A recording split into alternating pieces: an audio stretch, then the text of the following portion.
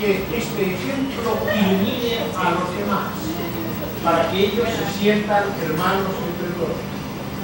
Ven y estate con nosotros, Espíritu de Dios, y también limpia nuestro corazón, y en las dificultades ayúdanos.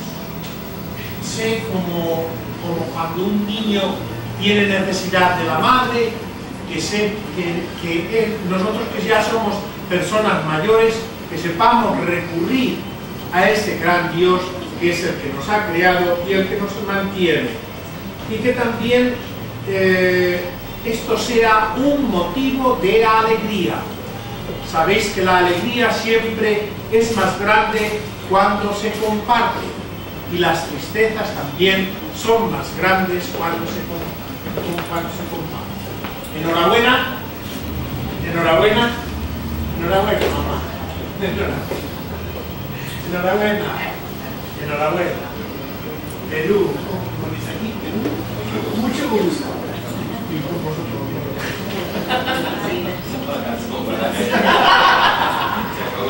Ay, Dios mío, qué bueno soy.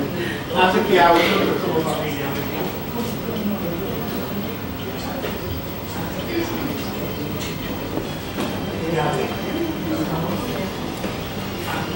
Ahora un gran aplauso